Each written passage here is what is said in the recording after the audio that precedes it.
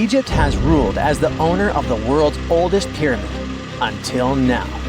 A newly discovered structure in Indonesia may predate Egypt by thousands of years. If this is true, it rewrites history.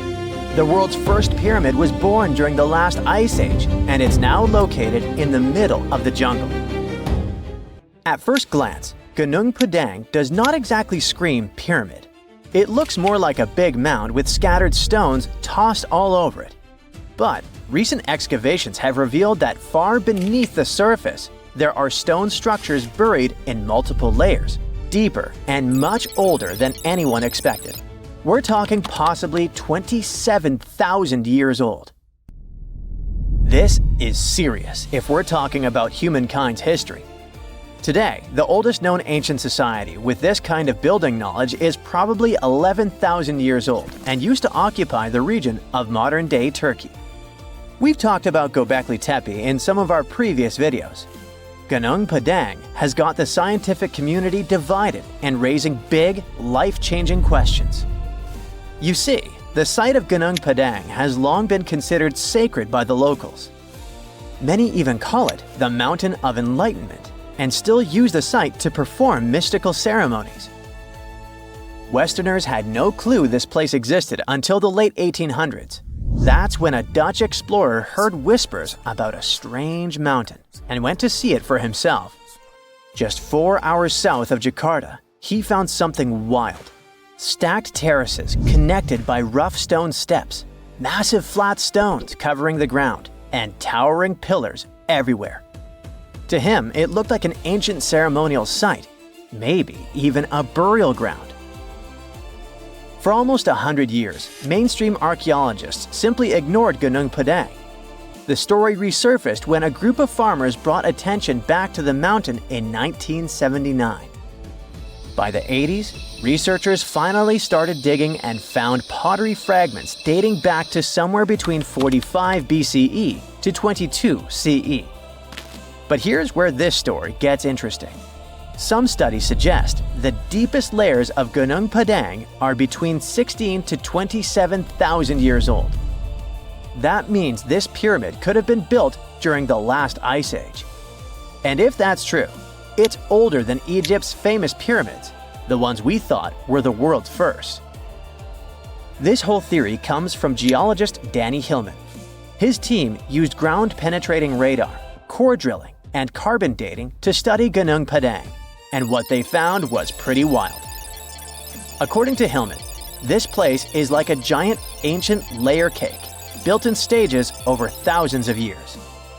The youngest layer is around 3,000 to 4,000 years old. That's roughly the age of the pyramids in Egypt. When you dig a little deeper, you find Unit 2, which was built between 7,500 and 8,000 years ago. But here's where things get truly mind-blowing. Hillman claims the deepest layer, Unit 3, could be as old as 27,000 years old. His study suggests that Gunung Padang isn't just a hill. It's a stepped pyramid, complete with chambers and hollow spaces hidden underground. Although there's not much info about these chambers. The geologist does admit his theory sounds crazy, but he says it's all real and legitimate data. Hey, this is just one theory. Those who disagree with Hillman say Gunung Padang was not man-made. It was nature-made. Maybe not the upper parts, which Hillman calls Unit 1. The lowest units, which are the units that could change our collective history, are the problem. To understand what the fuss is about, we need to look at the soil. The area that Gunung Padang was built on is filled with volcanoes, which means it sits on top of volcanic soil. Hillman's team drilled into the mound and found something odd. Younger soil wedged between much older rock layers. To them, this was a clear sign that the stones were stacked, not naturally formed. After all, in nature, younger soil doesn't just sink beneath ancient rock. That would be like discovering fresh ink beneath the pages of an ancient manuscript. You know, something doesn't add up unless someone put it there on purpose. However, skeptics such as volcanologist Zoetkenel Braunthal argue that Gunung Padang is not a human-made pyramid, but rather the remains of an ancient volcano. He believes the mixed layers of young soil and old rock are the result of natural erosion and geological processes, not human construction. Volcanic activity can create unusual formations over time, and without clear signs of tools, carvings, or human remains, many experts remain unconvinced.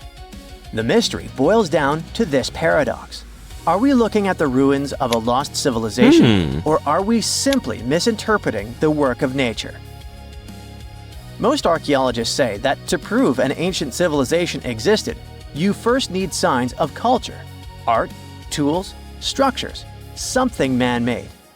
That's exactly why archaeologist Dibble, one of Hillman's biggest critics, isn't buying the pyramid theory.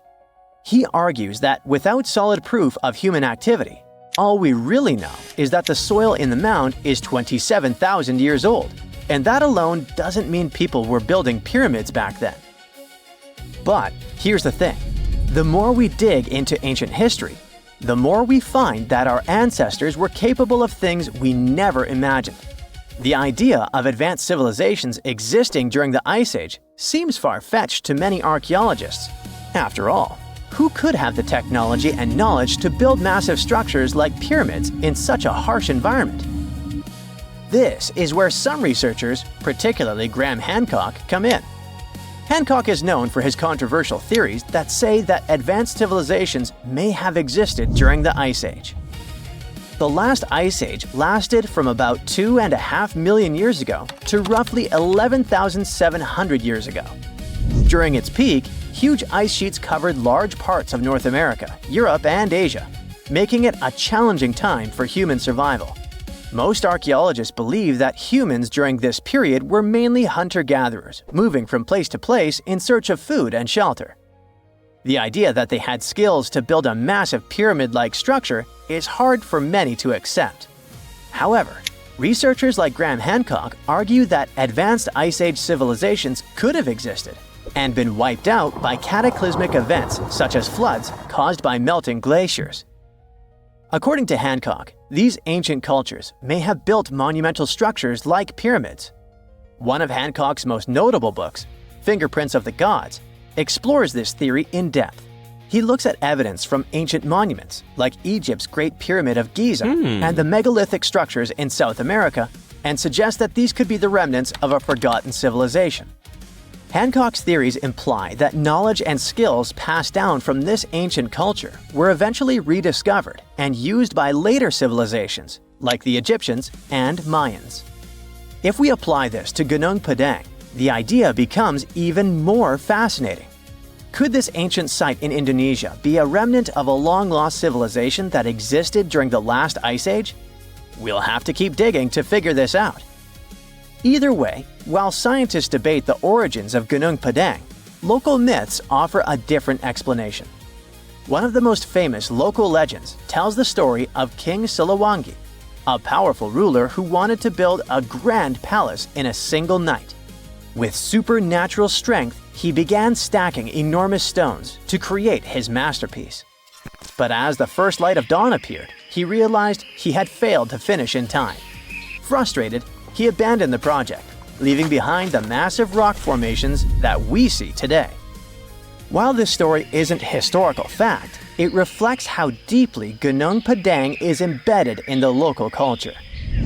Even today, the site is considered a place of spiritual energy, attracting visitors who believe in its mystical power. Hindus from the island of Bali climb the mountain steps to conduct rituals related to the rising of the full moon. Followers of a variant of Indonesian martial art practice their discipline high on the mountain. As these sacred rituals continue, archaeology and geology keep trying to figure out if this really is the oldest man-made structure in the world. Deep inside the heart of the Amazon rainforest lies a cave so massive, it defies logic. Stretching for 2,000 feet, this tunnel is so big a human could easily walk around inside of it. Its walls are etched with deep, mysterious claw marks. But this is just one of many.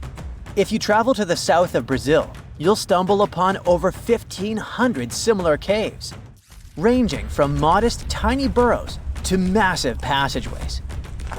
These are not your average spooky, bat-filled caverns. They're what researchers call paleo burrows, also known as ancient underground structures dug by creatures so colossal they make modern elephants look small. Whatever creature dug those tunnels displaced 800 elephants worth of dirt. I know, it still looks like a normal cave, but experts noticed this one was special because the walls were too neat and rounded, and the floor was too smooth. Besides, no water or erosion leaves such signs of serious digging power. These Brazilian caves are the largest geological records of animal activity on the planet. It's like stumbling into a prehistoric house made by creatures the size of cars.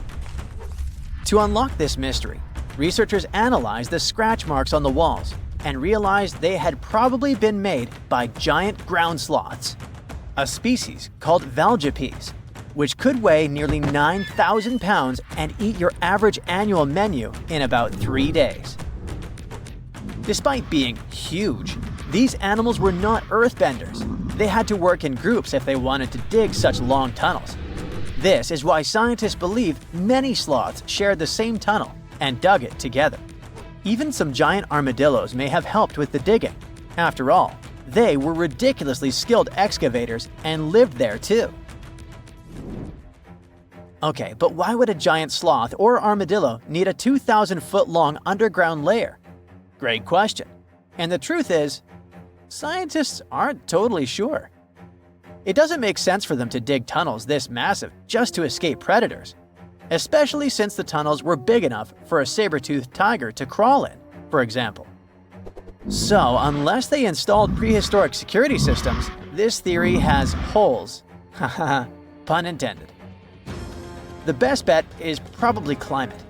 Back then, everything was drier and colder, and some species of giant sloths were living their best lives back when Earth was transitioning between cold and warmer periods. Their big bodies usually protected these animals from temperature changes, but drastic fluctuations probably made them hide in order to survive. Besides, just like modern sloths, giant sloths probably had a hard time maintaining their body temperature, and going underground for a while is a great way to protect your babies and save some energy. After all, the bigger you are, the more energy you spend. Some scientists believe these tunnels might have had rotating tenants. One sloth moves in, digs a bit, leaves some scratch marks, moves out. And sometime later, another one crashes there and adds its own decor touches. A hostel for ancient megafauna. All evidence points to a more timeshare situation than a prehistoric private property. After all, these creatures weren't exactly social butterflies. Most sloths and armadillos usually keep things strictly one-on-one, just mom and baby. Yeah, dad sloth stuck around only for the good part. But you probably noticed one tiny detail here. These guys are not around anymore. They went extinct 11,000 years ago, right around the time humans started to get popular on Earth, when another ice age was ending. In fact, 80% of all mammals that were heavier than 2 pounds disappeared then. The first culprit is, of course, the usual suspect: humans. Around 10,000 years ago, a wave of skilled hunters using distinctive tools like spear points spread across North America. The theory goes that American animals weren't used to this new predator, making them easy targets. Once the big plant eaters started vanishing, the big meat eaters followed. They didn't have enough food to survive, and it wasn't just excessive hunting that caused some damage. Early humans may have also harmed ecosystems in ways that made survival harder for large species. But wait, there's another suspect: climate change. Around the same time, Earth's climate got a major shakeup. The climate was going from super cold to only slightly cold. Just so you know, Earth's temperature was about 46 degrees Fahrenheit, making seasons change and plants perish. And if plants are no longer around, big animals that eat them, like our friends giant sloths, have less nutrition, making them even more vulnerable. Many scientists now think that both human impact and climate change played a role, just in different ways depending on the region. In some places, humans may have tipped the balance. In others, nature itself did the job. Either way, it was a perfect storm that ended the age of giants. Turns out, being huge isn't always a plus. Giant animals tend to live longer and reproduce slowly, which makes them sitting ducks when disaster strikes. Besides, it takes a long time for these guys to bounce back. After dinos disappeared, for example, it took 15 million years for new mega mammals to stomp onto the scene. The last major extinction happened around 12,000 years ago. Not really enough time for brand new massive beasts to evolve. Today's biggest ground animals, like elephants, rhinos, and bison, aren't newcomers. They're actually the tough survivors of that ancient chaos. And, well, at least we still live alongside the blue whale, the biggest mammal ever. But why did some prehistoric animals get so gigantic in the first place? Well, being big has some perks, in spite of all the extinction thing. It keeps you safe from predators and helps you win the fight for food. If plant eaters bulked up, predators had to level up too, just to keep up. And the environment plays a big role. You see, cold-blooded animals might grow bigger in hot places to stay cool, and warm-blooded giants thrive in cold places to stay warm. One paleontologist even suggested that some dino-sized vegetarians needed those massive bellies just to digest the tough, woody plants of their time, as if they had a salad bar inside their bodies. There's also the thing with oxygen. Back then, Earth's atmosphere had way more of it. That's a big deal, especially for creatures with less efficient breathing systems like insects. Higher oxygen levels meant their bodies could handle more growth and more activity, kind of like nature's turbo mode. We also have to discuss bones, specifically the lighter ones. Many huge dinosaurs had air sacs built into their skeletons, just like modern birds. This made their bones strong but not ridiculously heavy, meaning they could grow super tall or long without collapsing under their own weight. Those air sacs also helped with cooling down, which is super important when you're basically a walking oven of muscle. On the flip side, modern mammals are limited by gravity and biology. Bigger bodies need stronger hearts, lungs, and blood pressure just to keep functioning, and land doesn't offer much support. This also explains why whales got even bigger than dinosaurs. The ocean acts like a natural support system, which pretty much means that buoyancy helps hold up all that mass. So blue whales can hit a jaw-dropping 330,000 pounds without turning into pancakes. On land, that kind of size would be a serious health hazard. So ancient giants weren't just freaks of nature. They were the result of the right mix of air, food, physics, and environment working together in just the right way. The whole extinction event surely is a bummer for giant sloths that worked as gigantic engineers of nature, but it surely prevented us from sharing the planet with insects the size of crows, like some types of griffin flies or millipedes reaching almost 6 feet in length. Yikes! Now, if you'll excuse me, I'm going to appreciate modern sloths, slow, small, and thankfully incapable of terraforming the landscape and giving me insect-related panic attacks. This just in, the world's oldest pyramid was built during the last ice age. And I'm not even talking about Egypt. I'm saying our ancestors might have spewed a 27,000-year-old pyramid in West Java. Gunung Padang is not exactly shouting pyramid. It's more of a mound with huge scattered stones tossed all over it. But local people seem to revere it, and they have for centuries. It wasn't until recently that the Indonesian authorities decided to excavate a bit deeper to see what all the fuss was about. They ended up finding the remains of a human settlement. It was rather unexpected, since the mound is pretty high up. This excavation could only prove there were humans in the area as far back as 45 BCE, which sounds reasonable. It was up to an Indonesian geologist named Donnie Hillman to prove that Gunung Padang is the world's first pyramid. He used all sorts of new technology to support his claim. Our guy used carbon dating, which digs deep into the earth and takes whole chunks of soil. He found layers and layers of constructions, like he was digging up Rome and finding ancient buildings buried in the ground. His research proved that there had been caverns and even rooms down there, which could only mean one thing: humans. As for the rocks located up in the mound, they were most likely strategically placed by the people who lived there back in the day. They needed a place to meditate, so they arranged things in a harmonious way. Their smooth surfaces wouldn't be the result of years of erosion, but the works of great sculptures, the Michelangelos of their day, let's say. If this is all for real, then human civilizations began way before we think they did.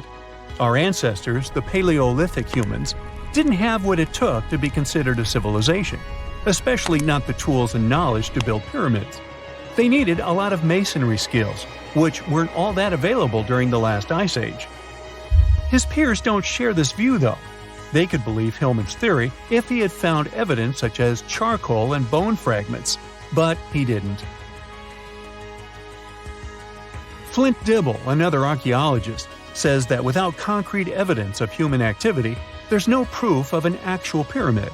In this case, all the data proves is that the soil in the mound dates back to 27,000 years ago. He thinks the rocks on top of the mound just slipped down the hill, like rocks normally do. Only a complex society would have managed to build a stepped pyramid like they claim it was. But according to Bill Farley, an American archaeologist, there's just no reason to believe there were any settlements in Indonesia during the last ice age. Now, just so you know, the oldest known ancient society with this kind of knowledge is probably 11,000 years old and used to occupy the region of modern-day Turkey. Take a look, Turkey's Göbekli Tepe. It's also not a pyramid, but it's the oldest monolithic construction made by humans. Back in the Neolithic period, a lot of people settled there, and there are proofs for it. For example, the walls there are covered in ancient drawings of clothing and wild animals. Until recently, the title of the world's oldest pyramid went to a three-sided construction known as the Djoser Pyramid in Egypt. Djoser is located just a few miles south of the Giza complex in a town called Saqqara. It made its way to popular culture more than once. In the 18th century, it became a common feature in European paintings. Young men from the cultural elite did a grand tour around the world, and Saqqara was at the top of their list. It was also featured in the video game Assassin's Creed, with a digital representation way more accurate than many historical drawings of the thing. That was kind of a big deal in ancient Egypt, to build pyramids for kings to spend their afterlives. And if you thought the Khufu pyramid was the oldest one in the world, well, Djoser was built 70 years ahead of that time. The development of new technology has allowed archaeologists to make groundbreaking discoveries, and a new, or should I say ancient pyramid in South America might win the title in dispute. It turns out that pyramids were also pretty fashionable in the Americas in the old days. Among them are the iconic pyramids of Guatemala's Tikal Temple Complex, the same ones that appeared in Star Wars No. 4. But to find the oldest pyramid in the Americas, one would have to travel to Peru. Deep in the Peruvian desert, archaeologists stumbled upon a sprawling ancient metropolis known as Caral. At first, researchers believed that the settlement was pretty recent, since the site was way too complex for ancient technology to handle it. As we said, Caral is a desert town, like Las Vegas, but without all the hoopla. This means no easy access to water, and for cities like these to thrive, they need a considerable irrigation system, which leads us back to complex technologies. The Peruvians surprised us all with this new discovery. This site was huge, filled with an amphitheater, houses, and religious buildings. The whole thing probably sprawled through 370 acres. And when scientists went to test their initial hypothesis using radiocarbon dating, they found that the city probably sprung around 2027 BCE. On the site, archaeologists found 6 pyramids that could possibly predate the one in Saqqara. As far as they know, both civilizations coexisted in the same time period, in opposite parts of the world. But since researchers can't pinpoint the exact age of Caral's pyramids, it's pretty hard to guess which civilization completed their pyramid first. If only we had a crystal ball. Now, it just so happens that the shape of a pyramid is something that nature is able to produce all on its own, leaving us modern-day humans a bit confused. A classic example is the Japanese side of Yaonagani, which also goes by the name of Japan's Atlantis. The entire monument is about the size of 5 football fields and the height of a 5-story building. Explorers and scientists believe that Yonaguni dates back to 10,000 years ago. For Japan's top marine geologist, Professor Masaki Kimura, Yonaguni is the heritage of a lost civilization. Kimura has dived into exploring the ruins over 100 times over the past 10 years. To him, there are clear signs of human activity down there. Check out this triangular-shaped pool on the monument's surface. Kimura thinks it's actual proof of humans because this triangle-shaped concave is a historical symbol of water fountains in the region. As it happens with a lot of these cases, not all scientists are convinced the same. For many, Yonaguni is probably the result of thousands of years of erosion, and the fact that the monument is composed of one massive rock leads them to believe it is not really human-made.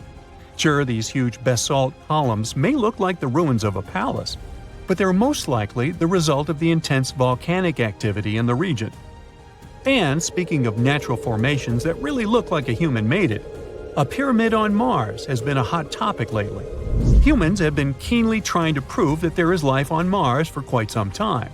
But some are stretching it really far, saying that little green or gray people built a pyramid on the planet to try and build their own civilization. This picture was taken over a decade ago by the Mars Reconnaissance Orbiter, the MRO, but it started to resurface recently. It shows what looks like a 3-sided pyramid. Some people claim that the smooth side of the pyramid could only be the effect of otherworldly work. Then science comes along and explains that Mars is home to one of the deepest canyon systems in the whole solar system.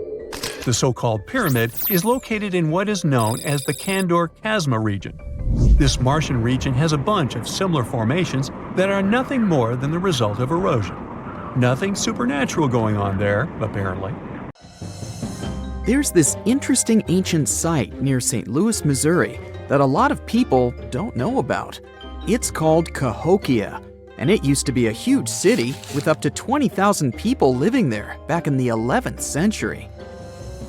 It's full of these massive earthen mounds that were built by hand, and the biggest one is still there today, at the Cahokia Mound State Historic Site. Even though we don't know everything about this civilization, researchers have been able to piece together some information from the remains they've found. For starters, they found some pretty old teeth at this site. After studying their appearance and structure, scientists suggest that a lot of different indigenous groups lived there. About a third of them came from other areas in the middle of the continent, which they figured out by studying the different levels of various substances in the teeth. And get this, the way the mounds are arranged shows that this was actually a planned-out city, not just a bunch of villages grouped together. The rulers lived on top of the mounds, while everyone else lived in other structures. It's amazing to think that they were doing things like farming, hunting, logging, pottery, and weaving, all within this one giant city. Right in the middle of Cahokia, there was this giant mound that was about 100 feet tall, and around it, there was this huge wooden fence. Inside the fence was the city center, which had a big open space called a plaza. Archaeologists think that the plaza was designed to represent the 4 cardinal directions of the world. It was like the people who built it wanted to create a place that was in harmony with the universe. The center of the city was where they held ceremonies and events, and it was such a big deal that people from outside Cahokia would come to be a part of them too. What became of this city?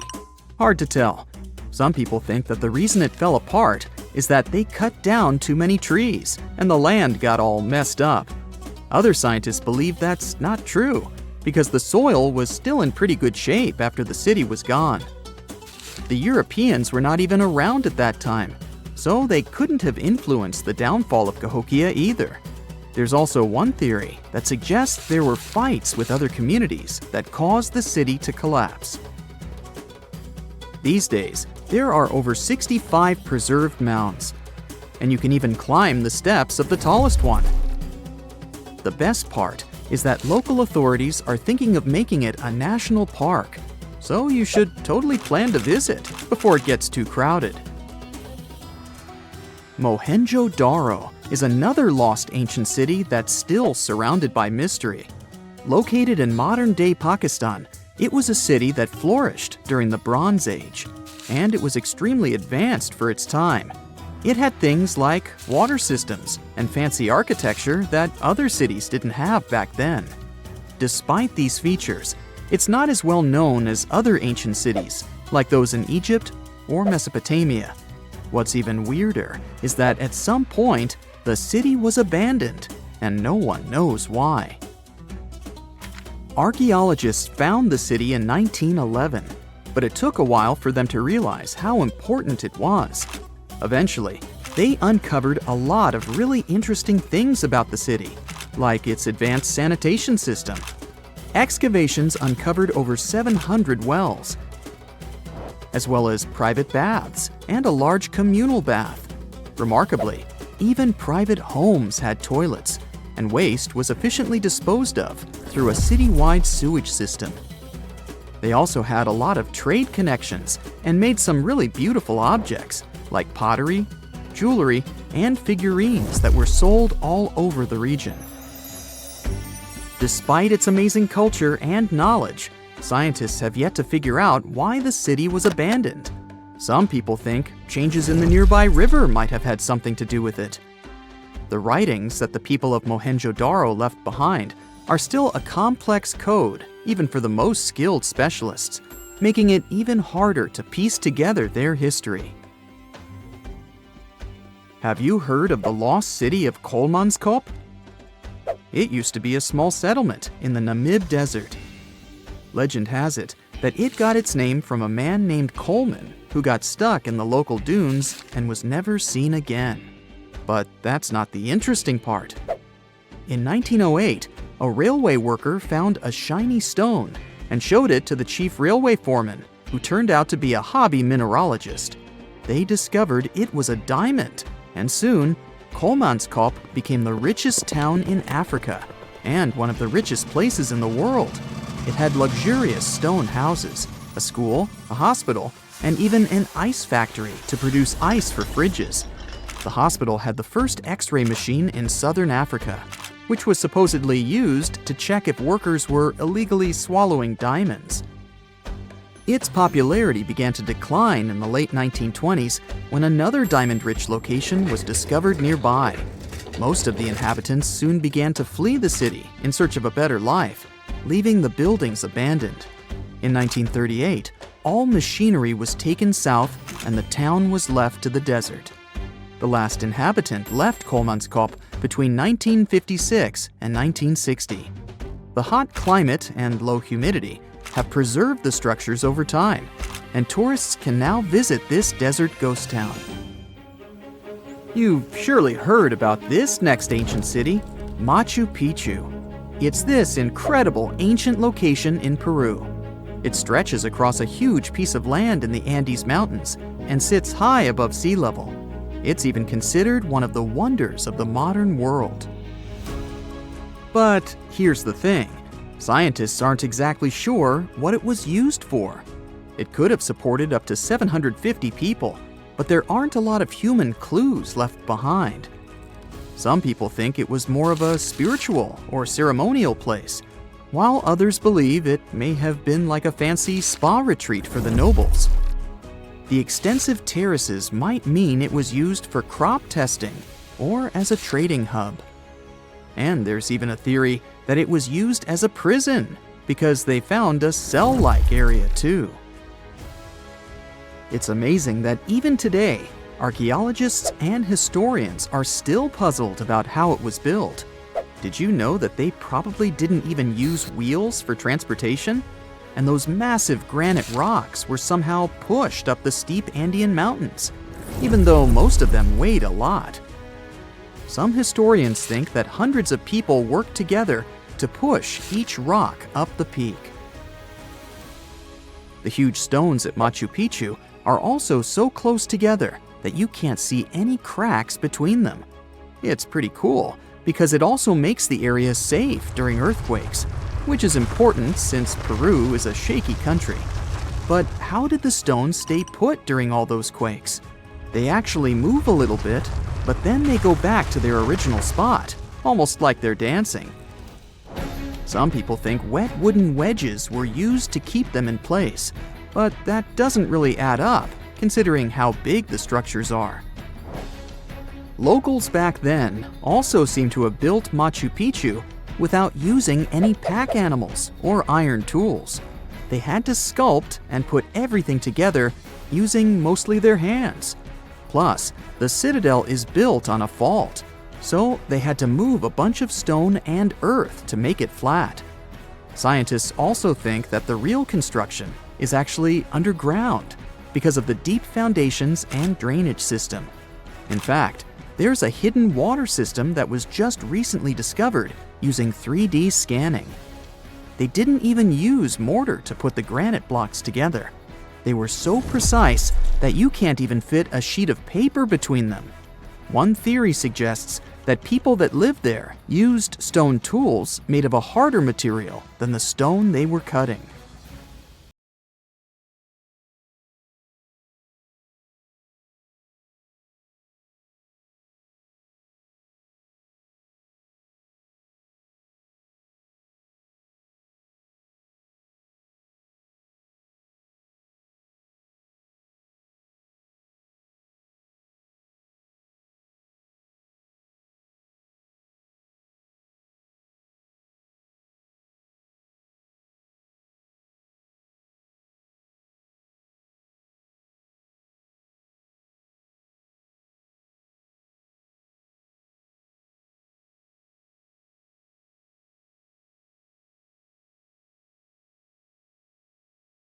Are you down for the ride? Rainforests are dense and difficult to access. If you were an archaeologist, I'm betting you'd find them quite threatening as well. That's actually one of the reasons why we've been kept in the dark for so long when it comes to the truth about the Mayans. But take a look at this. You'd expect to see ruins like this in places like Portugal, England, or the United States. I'm talking about 130-foot wide roads, painted white to help travelers journey through the nighttime. For scale, these roads were about half the size of an American football field. Huge, huh? Scientists recently unearthed a 110-mile network of roads such as these, and they think this dates back to before the first registered Mayan ruins we've known so far. These roadways, which sometimes ran over swampy ground and were even elevated at times, are being called the world's first superhighways. Even if there is no registry of animal-powered vehicles, it's believed that the Maya used them to travel around a network of possibly 964 settlements. They were built like a huge spider web, and from what archaeologists have gathered, they worked as an implied system of economic and social interactions. This completely debunks the traditional idea that the Mayan pre-classic period, which dates back to 1000 to 350 BCE, was made of small tribal settlements. Imagine the manpower and engineering ability you need to muster to build something close to these white highways. Scientists believe that these causeways were built pretty much the same way as the Mayans built their pyramids. Oh, and if you're wondering about these gigantic pieces of architecture, don't worry, we'll talk about them in a bit. Now, so far, scientists believe that the roads were built with a mixture of mud and quarry stone. Oh, and using several layers of limestone, of course. Researchers were only able to find all of this out because of a new technology called LiDAR imaging. Do you know how we've used sonar technology to map out the ocean bed? Well, this is very similar to that. But instead of using sounds, we use laser systems. This mapping system allows researchers to see through and beyond the thick canopies of forests. It's like we have X-ray vision. This is definitely a game changer. But lost Mayan cities began to be unearthed in the mid-20th century. And since then, ruins from cities such as Tikal, Palenque, and Uxmal have been rediscovered. But let's take a few steps back for a moment to get some context. The Mayans were one of the biggest pre-Columbian civilizations living in the Americas. Until now, experts believe that, at its apex, the Mayan civilization consisted of over 40 cities with a population of millions of people. That's a lot of folks. Their civilization spanned Mexico's Yucatan Peninsula, Guatemala, and Belize. and they survived mainly on agriculture. The thing is, the Yucatan Peninsula was an extremely difficult place to grow crops. So the Maya had to develop a complex irrigation system in most of their cities. They built a series of ceremonial buildings, pyramids, plazas, and even courts for playing ball. The Mayans might have been keen pyramid builders, but they also developed an advanced astronomical system. With whatever ancient technology they had, they were able to predict the exact location of planets, such as Venus and Mars, as well as the exact dates of eclipses. Now, let's take a look at some of their sites. This is Tikal. Located at the heart of the Guatemalan jungle, Tikal is believed to have been the capital of the ancient Mayan Empire. At its height, it was comparable in importance to such cities as London or New York in today's world. It is composed of a series of complex monuments. In total, the site has 12,000 buildings. The North Acropolis is Tikal's most ancient complex of monuments. Built solely by human hands around 350 BCE, it served as the resting place of kings and chiefs. Its monuments are up to 200 feet high. Back in the day, the step pyramid temples were painted a beautiful red. Mayans loved that color. Today, of course, you'll only see the limestone. We've said that the Mayans spread out through different countries, so it shouldn't come as a surprise that Chichen Itza is a 10-hour drive from Tikal today. There's no feud between the two, they were just different city centers, like New York and LA. It's got one of the best preserved pyramids on Earth to date. Located in Mexico's Yucatan state, this Mayan city is well over 1,500 years old. At its peak, it was home to 35,000 people. The site covers 4 square miles of land. The highlight is El Castilla, a tremendous step-like temple standing 80 feet above ground.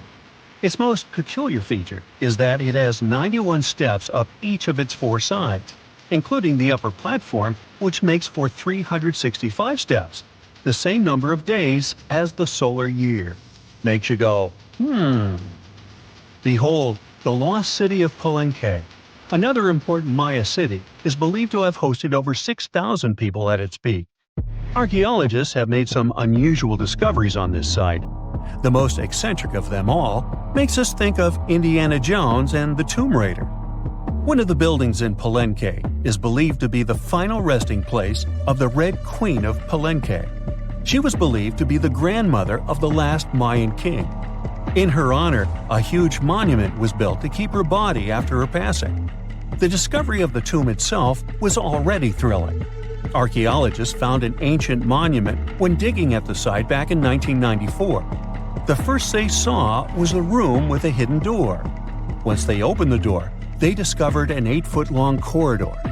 At the end of this corridor was the queen's chamber, and inside was the mummy of the queen herself. They found her to be accompanied by her pearls, jade shells, and expensive rocks. But as the team explored the remains, they saw something strange. The room was filled with a red-colored powder. Researchers knew that the color red was important to the Mayan people, but they didn't understand why the queen was buried with this unknown substance. They took a sample back with them for further analysis and discovered that the red powder was cinnabar, a very dangerous mineral. This powder, when inhaled, can cause severe health damage to a person. The team concluded that this could only be a trap for anyone trying to steal her riches. Talk about curses, huh? One thing that has always troubled researchers is the lack of evidence on the decline of this almighty empire. What could have been the cause of their demise? Was it a drought? Some disease? New research in 2017 did shed some light on this issue. Using data from a site called Ciabal, located southwest of Tikal, scientists analyzed radiocarbon data from ceramics and archaeological excavations to extract new information about the unexpected passing of this great civilization. The information shows that instead of a sudden collapse, the Mayans most likely fell in waves of social instability and political crises. These events are believed to have deteriorated Mayan city centers and began causing the dispersion of the Mayan population. So, what's your take on the end of this story? They finally did it. After 300 years of searching, archaeologists pinned down the location of the lost land of the White Jaguar, the city of Maya hidden in the wild jungles of Mexico. It all kicked off back in the 1500s with the Lacandon Maya. These guys were some super tough survivors who just didn't quit.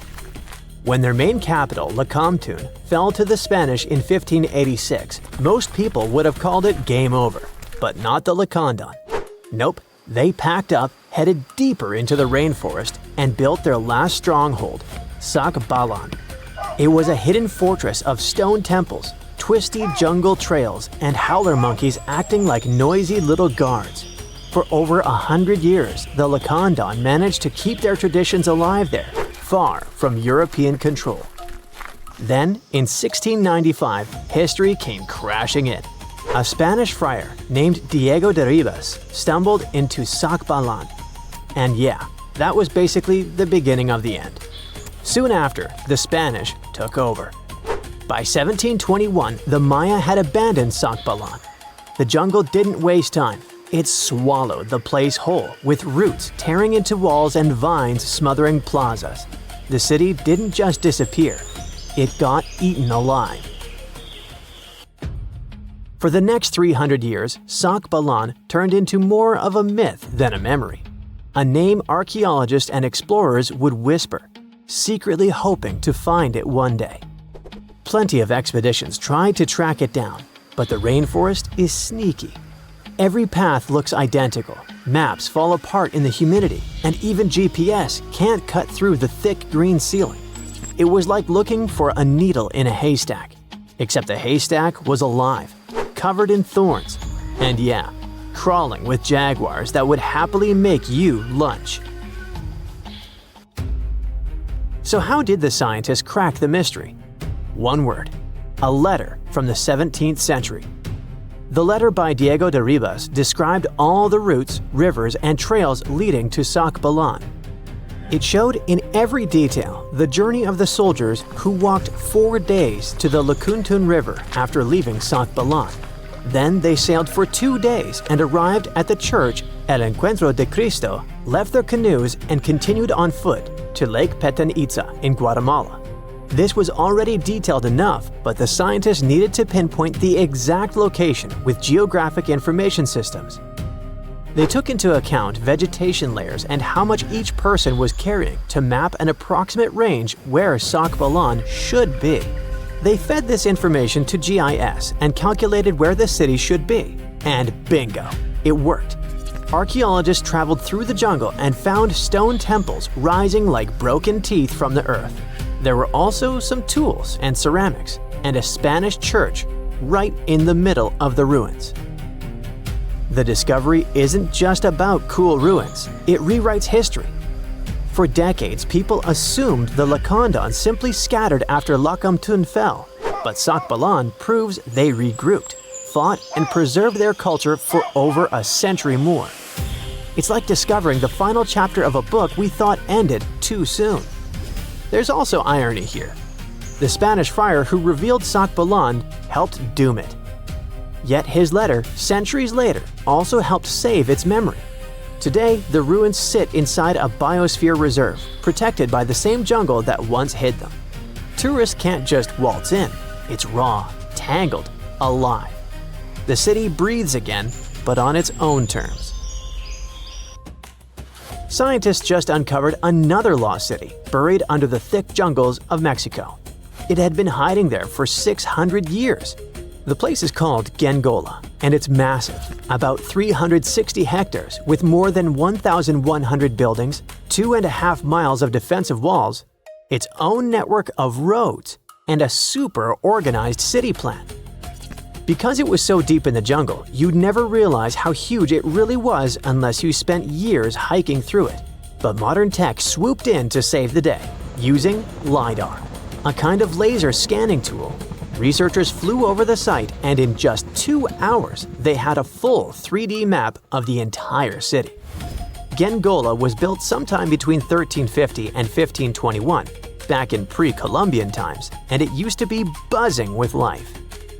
It was a major hub for the Zapotech people, who had been around in the region since about 600 BCE. Families there lived in homes with big central patios surrounded by rooms, and as they got new members, they just add more rooms and stretch their houses out. They even used the mountains around them as natural walls and channeled mountain water for drainage. A lot of their buildings are still standing, which is wild considering how much time has passed. By the late 1400s, the Zapotech were real powerhouses along the Pacific coast. They even fought off the Aztecs, who were constantly trying to expand. At Gengola, they survived a brutal 7-month siege. But even though hiding in the mountains kept them safe, it wasn't perfect. They didn't have enough fresh water or farmland to feed everyone. Just 12 miles away, the smaller city of Tehuantepec had what they needed. So the Zapotech moved there right before the Spanish arrived in 1521. What the scientists have seen so far is just scratching the surface. That LiDAR scan revealed more than 1,000 buildings, and archaeologists are planning years of research to figure it all out. Instead of digging everything up and risking damage, they'll use advanced scanning tech to keep studying the city safely. Alright, now let's hop across the world to Egypt, where archaeologists stumbled on a whole lost city called Imet, tucked away in the eastern Nile Delta. The place was buried under layers of mud, water, and time, hiding in a swamp that's been shifting and changing for thousands of years. Scientists first noticed it from way up high in faint little clusters of mud brick foundations in satellite images. The shapes looked shaky and ghost-like, but too neat to be natural. So they followed the patterns down on the ground, started digging, and the city started coming back to life. They found multi-story tower houses, basically mini skyscrapers of the ancient world. They had multiple floors, thick foundations, and could handle some serious weight. That kind of vertical living is super rare in Egypt, especially outside the Nile Delta. It showed that people in Imet weren't just spreading across the land, but stacking upward, which means the city was packed, carefully planned, and way more urban than anyone thought for that time. And it wasn't just fancy housing either. Archaeologists also uncovered a grain processing center with paved work areas, animal pens, and organized spaces for food production. Clearly, this was a city with a real economy running behind it.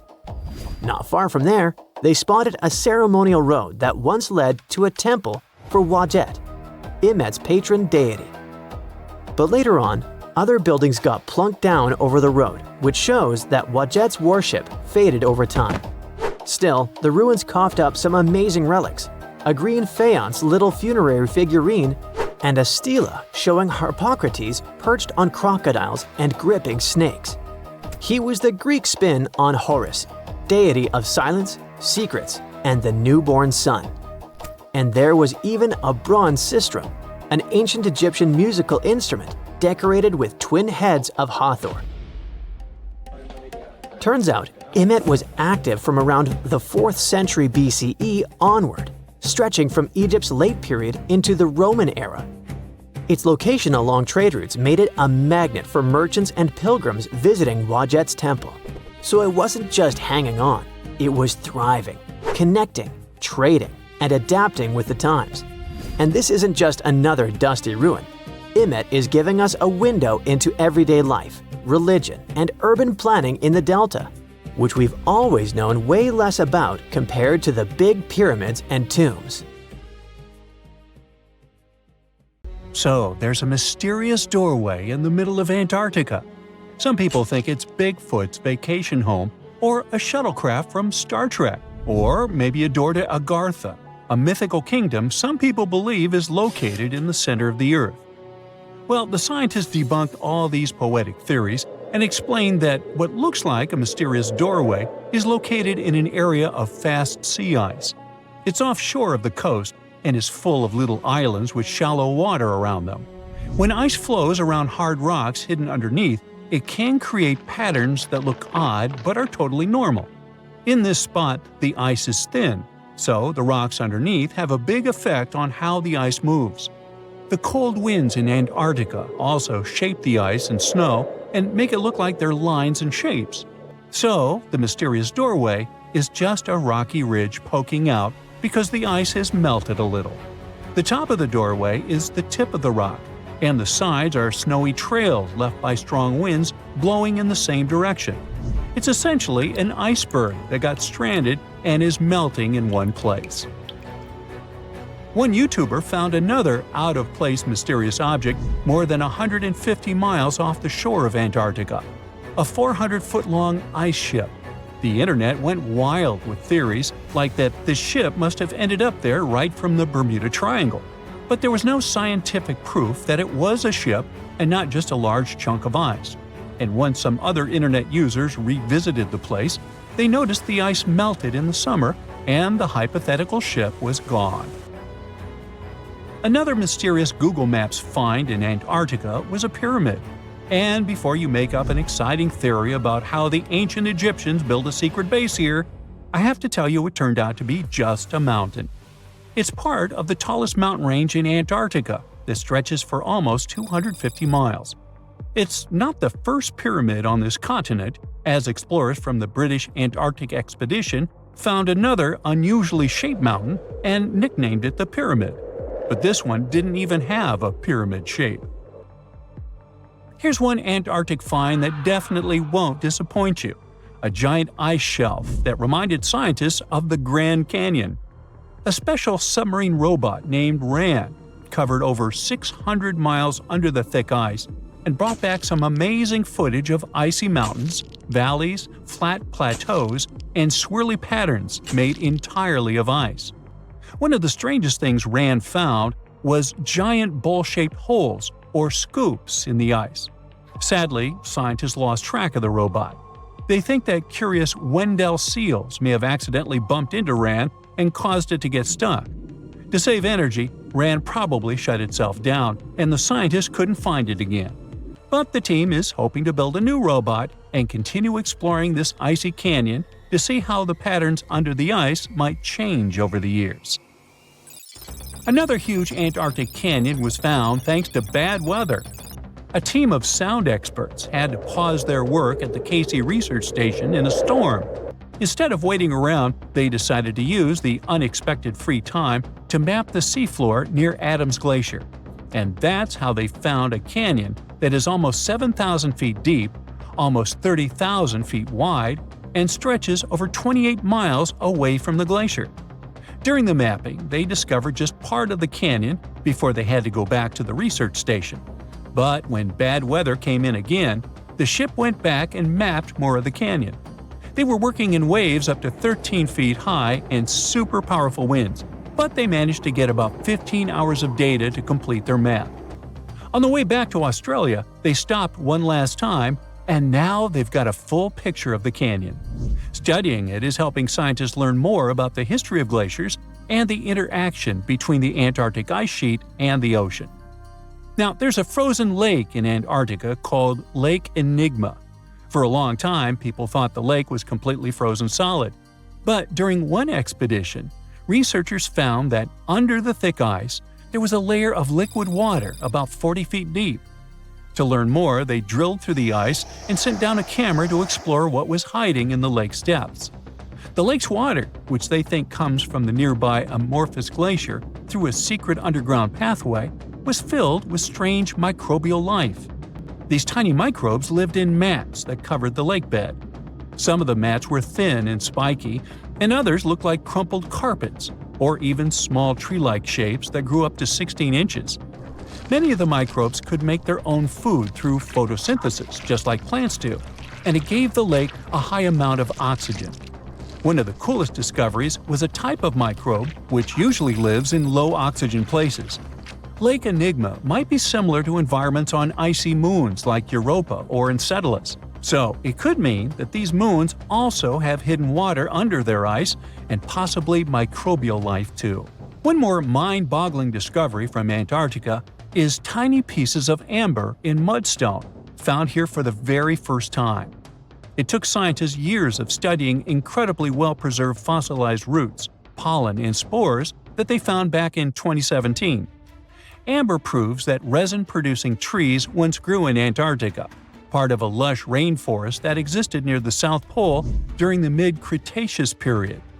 Back then, disclaimer, I wasn't around then, the trees would have had to survive through months of darkness during the long Antarctic winters. Scientists believe they adapted by going dormant for a long time.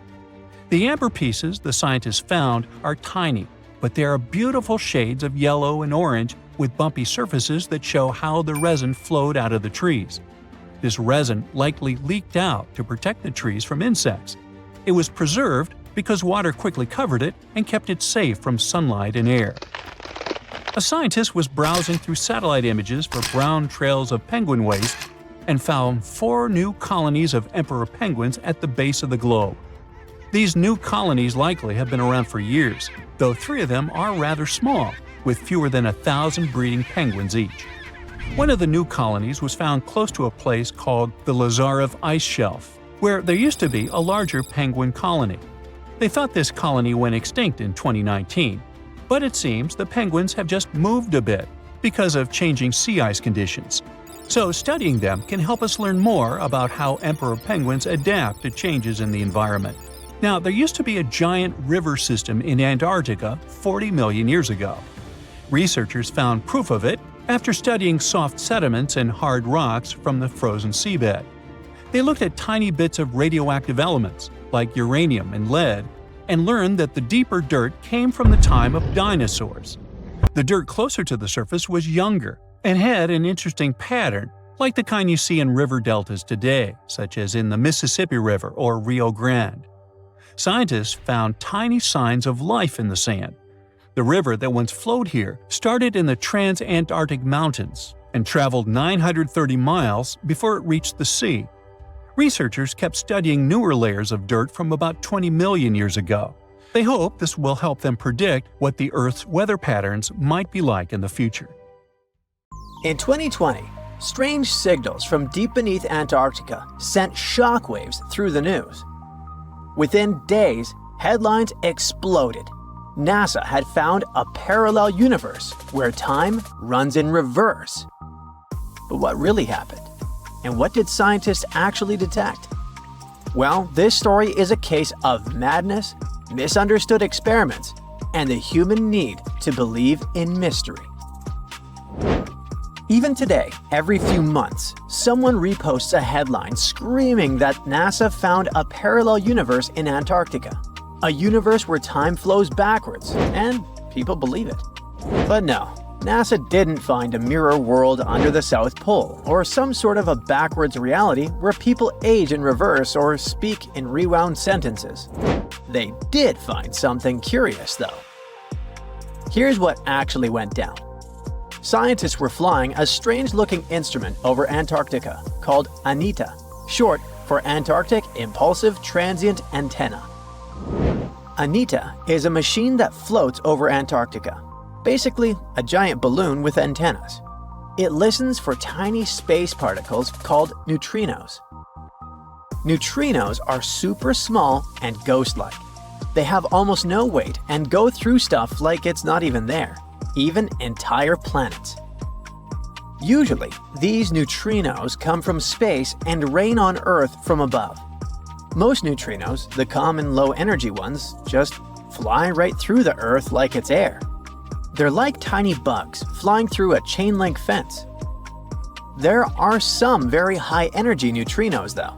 They're super rare and they interact a bit more often with matter, and they can get blocked. If high-energy neutrinos hit something dense enough, like the rock and metal inside Earth, they might finally bump into a particle and get absorbed.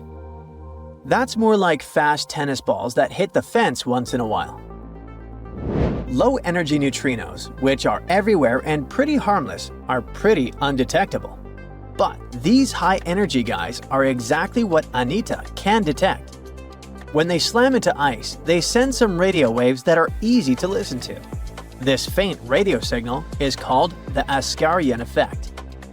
And yep, that's exactly why ANITA is flying over Antarctica. That's because the ice is pure, dry, and quiet. It's perfect for catching those rare signals. So, what did ANITA detect? It detected something rising up from below the ice, like a high-energy neutrino coming from the Earth. What? Okay, let's think logically. Maybe it started somewhere in the north, traveled all the way through the Earth, and popped out the other side. Still, that's super weird. That's not supposed to happen. Neutrinos with that much energy should have been stopped inside the planet. Like we said, get absorbed. So, scientists caught a little bit of a brain bug. That shouldn't be possible with our current physics, unless something we don't understand is going on. And when you're faced with something bizarre, you explore all options, even the wildest ones. The nightmare began. A group of researchers published a paper suggesting that this strange signal might make sense in a CPT symmetric universe. CPT stands for charge, parity, and time. These are basically three ways to flip the universe. Charge means swap all particles to their opposites. For example, swap electrons, the guys with the negative charge, with positrons, their antimatter twins with the positive charge. Parity means mirror the universe, literally like looking at it through the mirror. Left becomes right and right becomes left. And time, of course, means run time backward, like rewinding a video. Now, there's a big rule in physics called CPT symmetry. It says that if you change all three of those things at once, the laws of physics should still work the same. This is kind of insane, but if you took the entire universe and swapped matter with antimatter, mirrored it, and reversed time, it would still follow the same physics. Why is that? Well, in our universe, an electron bumps into a positron, and they annihilate into photons. Cool! Now take that, mirror everything, and what do you get? Well, photons spontaneously turn into a positron and an electron, but mirrored and reversed. It's still the same physics, even if it's backwards. The equations still check out, so nature thinks this is valid. So here came the crazy part. Some physicists thought, what if the Big Bang created two universes? One is ours, made of normal matter going forward in time. The other is a mirror twin, made of antimatter, going backward in time from our perspective. This doesn't mean that someone in the other universe feels time going backward. To them, time flows forward, just like it does for us. But from our point of view, they're moving from our future toward our past. And vice versa. To them, we're weirdos who move backwards. And if both universes are exact CPT mirror images of each other, that would mean same physics, same rules, just symmetrical. Same rules, just symmetrical. This isn't some crazy sci-fi theory, even if it sounds like it. It helps explain weird physics mysteries. For example, why there's so much matter in our universe but not much antimatter, even though they were supposed to be created in equal proportions. Or why the universe is so symmetrical and balanced in some strange ways. So, coming back to the neutrinos, some scientists suggested that maybe those upward flying particles could be coming from that CPT mirror universe, poking through into ours, like a crack between two symmetrical realities. And if you look at it like that, this is quite a wild take. It's speculative, it's not proven. It's more of a cool thought, but the media immediately blew up. They ran a piece with a headline that said we found proof of a parallel universe going backwards in time in Antarctica. And all the other big tabloids picked it up. They made it sound like NASA had actually found a parallel universe. Time travel is real. Multiverse is confirmed. Meanwhile, people who worked directly on ANITA immediately caught brain damage. They tried to jump in to say that's not what happened at all.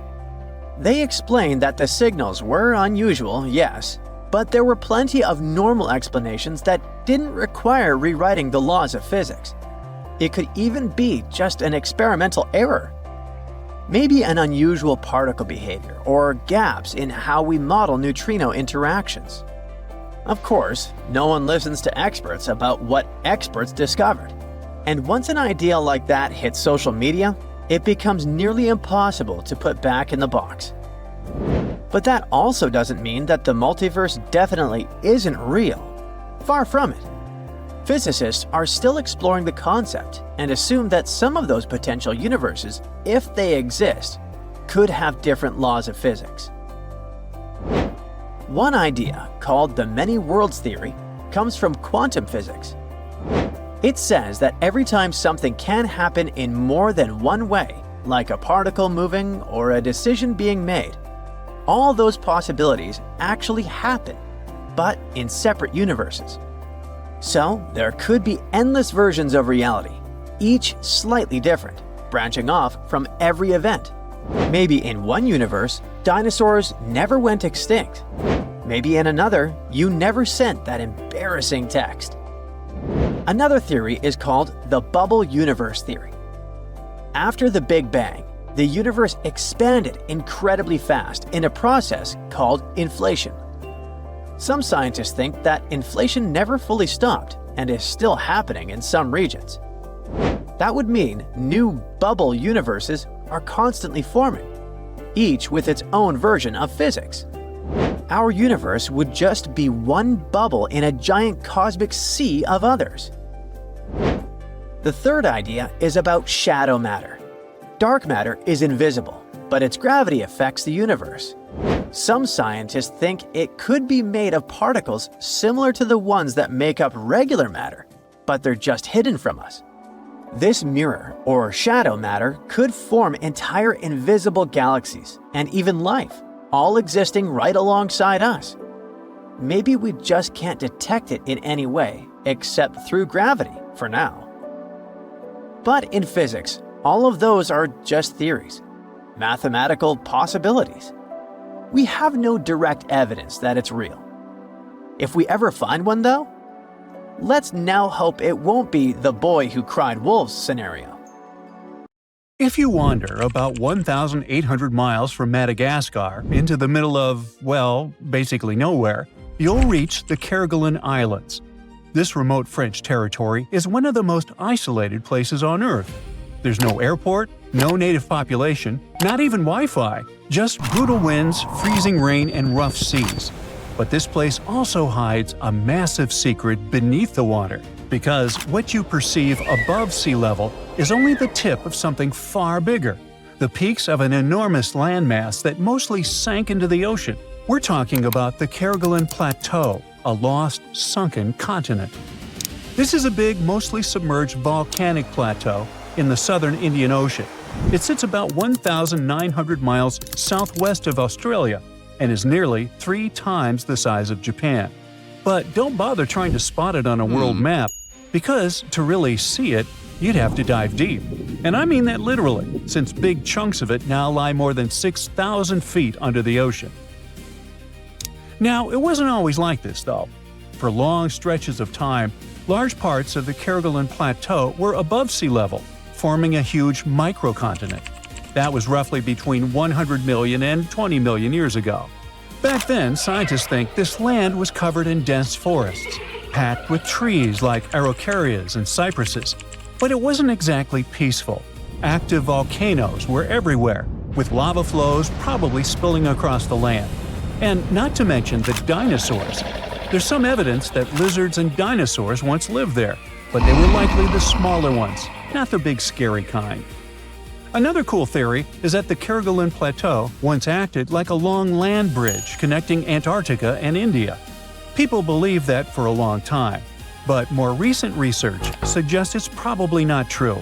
Even back then, there were still huge stretches of open water separating these landmasses. But anyway, today the trees are gone, and those ancient volcanoes are quiet, hidden underwater. So, you might be wondering, how did this whole chunk of continent sink and basically disappear? Well, we'll get to that in a second. But first, we need to answer a basic question. How did the Kerguelen Plateau form in the first place? Well, our story starts about 130 million years ago. Back then, Earth had Gondwana, a giant supercontinent that included what are now South America, Africa, India, Australia, and Antarctica. But eventually, it began to break apart, and during that long, dramatic breakup that happened over millions of years, the Kerguelen Plateau was born. And it basically exists thanks to something called the Kerguelen Hotspot. The Kerguelen Hotspot is a region deep inside Earth where super-hot melted rock slowly rises toward the surface. You can think of it like a steady underground burner, melting rock in the same spot for a very, very long time. And even though the hotspot stays put, Earth's outer shell keeps moving above it.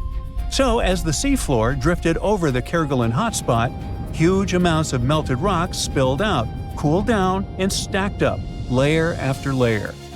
Over about 30 million years, that process built a massive mound of volcanic rock on the ocean floor. At the peak of the eruptions, it may have added around 7 to 8 inches of lava every year.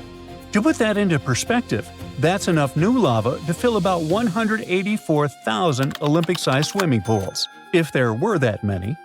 And little by little, that volcanic pile kept growing, bigger and bigger, higher and higher, until it finally rose above sea level and became the Kerguelen Plateau.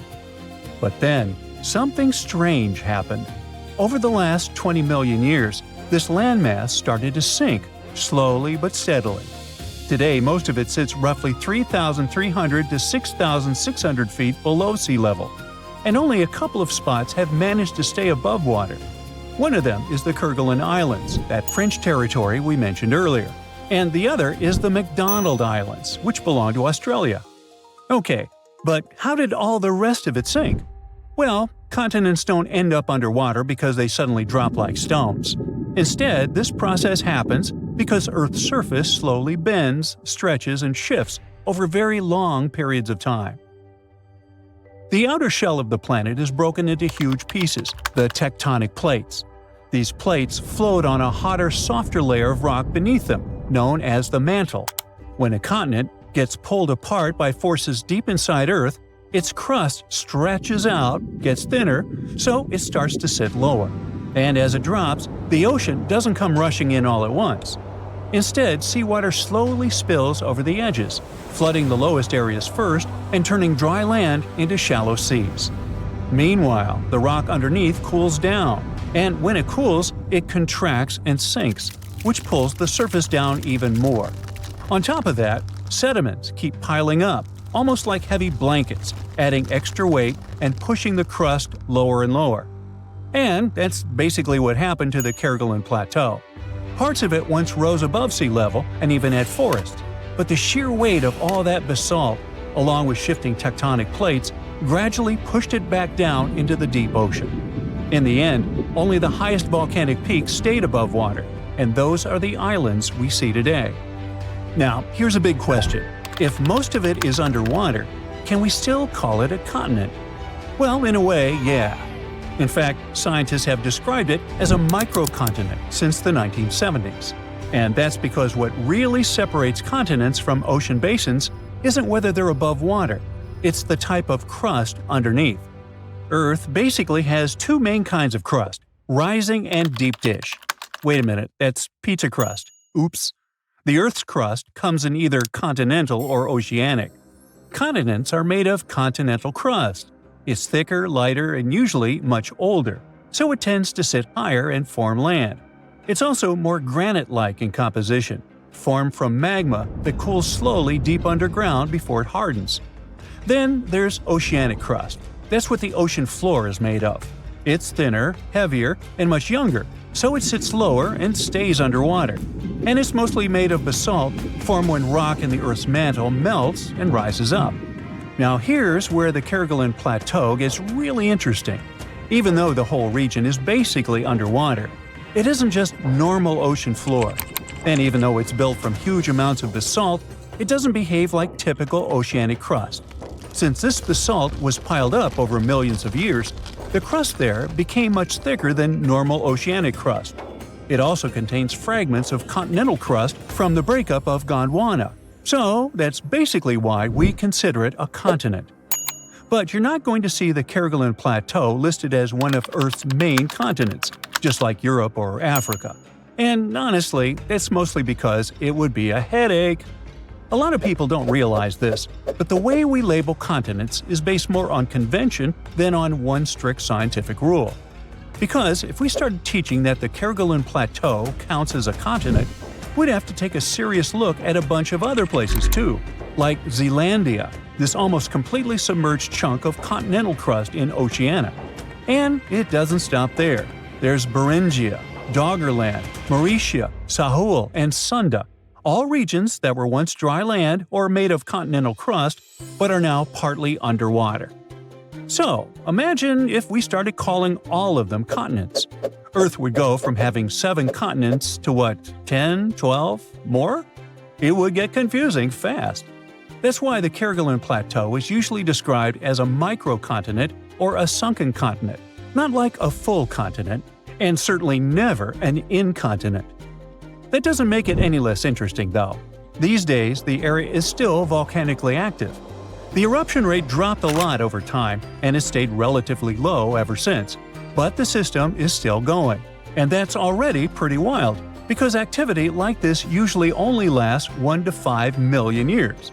So, in a way, the Kerguelen Plateau behaves like one of Earth's longest-running supervolcano systems. And it's still not done. A vast expanse of white snow, freezing winds, lifeless landscapes, and weird, eerie signals seemingly coming from within Earth. These radio pulses occur in Antarctica, and no one can figure out what they are and where they're coming from.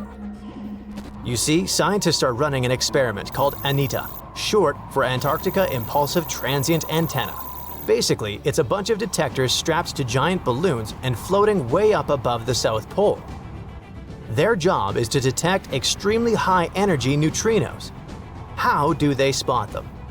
Right at the moment when neutrinos come into contact with ice and produce an intense, short burst of radio waves. Now, neutrinos are these tiny, almost massless particles that don't have an electric charge. They're everywhere, and billions of them are flying through you every second, even while you're watching this video. Neutrinos come from all over the place, from the sun, exploding stars, deep space, even from under your feet. The sun pumps them out non-stop as it fuses hydrogen into helium. Stars that are going off blast out huge bursts of neutrinos during supernova explosions. When high-energy cosmic rays hit our atmosphere, they make new neutrinos that rain down on us too. And some even come from radioactive stuff decaying inside Earth. The oldest neutrinos have been flying through the universe since the Big Bang, but they're practically invisible because they almost never react with anything. That's why scientists use unbelievable experiments like ANITA to try and catch even a few of them. But let's get back to that fateful day when everything changed. Normally, the radio signals produced by neutrinos bounce off the ice and fly upward. That's where ANITA can catch them. This is the whole point of the experiment, to study neutrinos and learn more about distant cosmic events, like supernovas or whatever's happening light years away. But then something really weird happened. The detectors picked up radio waves that weren't bouncing off the ice at all. They looked like they were coming from below the horizon, from under the ice. Now, this shouldn't even be possible. According to everything we know about physics, signals can't just travel upward through solid rock and ice. One of the researchers, Stephanie Wiesel from Penn State, also said that those radio waves were coming in at super steep angles, like 30 degrees below the surface. The only way that could happen is if the signal had passed through thousands of miles of solid rock before hitting the detector. But if that were true, the rock would have completely absorbed it. So something just didn't add up. The team ran all the numbers and still got no clear answer. But for them, it was an interesting problem, since they didn't actually know what those anomalies were. What they did know was that they were probably not neutrinos. That's because if the team does detect a neutrino, that means it's traveled an insane distance without bumping into anything. possibly all the way from the edge of the observable universe. So, whatever Anita has picked up, it's not behaving like anything scientists have seen before. It might mean there's some totally new type of particle out there, or maybe something else is going on that we just don't understand yet. They publish the findings in physical review letters, but the mystery remains unsolved. No one really knows what's going on under that Antarctic ice, just that something out there isn't playing by the rules. Now, if scientists actually manage to detect and trace where those crazy fast particles come from, they can learn tons of stuff about the universe. Way more than even the biggest, most expensive telescopes allow us to see. You see, neutrinos basically zip through space almost at the speed of light, barely bumping into anything. It means they can carry untouched data about events that happened millions or even billions of light years away. That's why WHISTLE and a bunch of other researchers around the world have been building these insanely sensitive detectors to catch neutrino signals. Even the tiniest ones are super important, because in this field, one tiny blip of data can hold a treasure chest of information. So, researchers have been designing setups in both Antarctica and South America to catch these rare particles. Anita is one of those detectors, and Antarctica's the perfect spot for it. There's hardly any radio noise, there are no cities, no traffic, and no random interference. The setup is actually pretty cool. They attach a cluster of radio antennas to a giant balloon, send it a few dozen miles up into the sky, and make it float over the endless stretches of white ice. From up there, it points downward, listening for faint radio signals coming from deep inside the ice. When one of those super rare neutrinos, specifically a tau neutrino, hits the ice, it creates another particle called a tau lepton. That lepton then shoots out of the ice and starts breaking down, losing energy and turning into smaller bits. That decay process gives off what's called an air shower, kind of like a spray of invisible sparks flying through the air. If we could actually see those air showers with our eyes, they'd look like someone waving a sparkler through the dark, bright streaks trailing behind as it moves. Studying the direction and pattern of these signals, the ones from the ice showers, and the ones in the air showers, scientists can figure out where the original particle came from. Usually it's super precise, kind of like bouncing a ball off the ground. You can predict where it'll go. But these weird new signals don't bounce the way they're supposed to. The angles are all wrong way steeper than anything the models can explain. So the team dug deeper. First, they looked at all the data from Anita's multiple balloon flights. Then they compared it against tons of computer simulations of cosmic rays and neutrinos and filtered out all the usual background noise.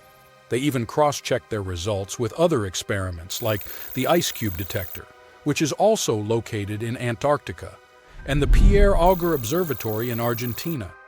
They wanted to see if anyone else had picked up similar upward-going air showers. And guess what? Things got even weirder. They found nothing. No other detectors had picked up anything that could explain what Anita had seen. That's why the researchers ended up calling the whole situation anomalous. It basically means, yeah, we have no idea what this is, but it sure isn't behaving like a neutrino. WHISTLE explained that the signals just didn't fit into the usual picture of how particles were supposed to act. Some people have floated ideas, like maybe it's some new kind of physics, or a hint of dark matter. Dark matter is basically that invisible stuff that keeps the universe from falling apart. It's everywhere. We just can't see it. Scientists have been trying to figure out what it actually is for almost a century, and it's still one of the biggest mysteries out there. Everything we can see, like stars, planets, people, dogs, makes up only about 5% of the universe, and dark matter makes up around 27%. The rest is something even stranger called dark energy. Scientists think dark matter is what gives galaxies their shape and holds everything together like cosmic glue. Without it, the universe would look totally different. It would be totally amazing to find out that this theory is true. But since IceCube and Auger haven't caught the same thing, that really limits the possibilities. Penn State has been in the neutrino detecting game for almost a decade now, building detectors and analyzing all kinds of cosmic signals. and the team is already working on their next big project, a brand new detector called Puel. It's going to be bigger, more sensitive, and way better at spotting those elusive neutrino signals. For now, this remains just one of those long-running cosmic mysteries that keep scientists awake at night. But the team is optimistic. When Pueo goes up, it'll have better sensors, which means if there really are more of these anomalies out there, this time they'll catch them. And maybe then we'll finally figure out what's behind them. Welcome to one of the most mysterious and unexplored places on Earth. But what's so special about that? It's just some icy peaks and the endless snowy expanse of Antarctica. Yeah, that's right, but there's still a planetary scale mystery here. No matter how hard you try, you won't see a hidden mountain range, giant, unexplored land where no human has ever set foot, and it lies under another layer of mountains. It's like a nesting doll, but the size of a continent. These mountains hide Antarctica secrets, and these secrets can tell us something awesome about the ancient history of our planet. This gigantic unexplored territory in Antarctica is called the Gambritsev Subglacial Mountains. And the layer of ice above keeps this place untouched by nature and people. It's like a land inside another land, and it hides more than just mountains. There are valleys, hills, and plains. The whole area is similar to the European Alps, but unfortunately, we can't enjoy the view. Those mountains were first discovered in 1958 using seismological instruments. More than half a century has passed since then, and this place still remains one of the most poorly studied tectonic objects on Earth. Why? Because it's ice. A lot of ice. Who knows? Maybe there are some unknown ancient artifacts lying there. What if they're hiding a secret city or spaceships? It's unlikely, of course, but it would still be interesting to look there. Think about it. Hundreds or even thousands of miles of land that have remained unchanged for hundreds of millions of years. Even if no new species of animals or remains of an ancient civilization are there, this place still has a history. The history of the formation of continents on our planet. And scientists have already figured out some of this story. The mountains buried in Antarctica were originally like ordinary mountains, but as a result of a planetary scale event, they just… Wait a minute. Have you ever wondered how mountain ranges are formed? We see them in real life, in movies, in photos on the internet. We climb them. But how did they appear? Mountains have not always existed on the planet in this form. They appeared as a result of a large-scale collision of tectonic plates. Two giant solid chunks of ground are moving toward each other, then crash, and boom! Millions of tons of the Earth's crust pile on top of each other, mix, and form ledges and gorges. And all this can last for millions of years. Yes, it's a disaster, but it's very slow. Some tectonic plates are still colliding. For example, the Himalayas continue to grow because the Indian and Eurasian plates are still ramming into each other. And this process began about 50 million years ago. The Gambritsev Mountains under ice experienced a similar event, only much earlier. An article in the journal Earth and Planetary Science Letters says that they appeared during the formation of the supercontinent Gondwana. Two giant pieces of land were separated by a boundless ocean. But then, about 700 million years ago, they collided and formed Gondwana. This supercontinent included the territories of modern Africa, South America, Australia, India, and Antarctica. The giant pieces crashed into each other and released a stream of hot, partially molten rock. This mess grew bigger and bigger, forming mountains. The temperature of those mountains grew, their mass increased, and at some point, Gondwana became unstable. The supercontinent began to collapse under its own weight. The hot rocks below the surface began to flow sideways as a result of a process called gravitational spreading. Take toothpaste and start squeezing it out of the tube. Approximately the same thing happened with billions of tons of red-hot rock. Ancient mountains in Antarctica appeared right during this catastrophic event, You've just watched a visual simulation of global events that took place hundreds of millions of years ago. It looks cool, but how did scientists figure it out? How did they see this planetary scale destruction? If the Gambritsev Mountains under ice is one of the most unexplored places in the world, then how could people find out its origin? The answer is simple.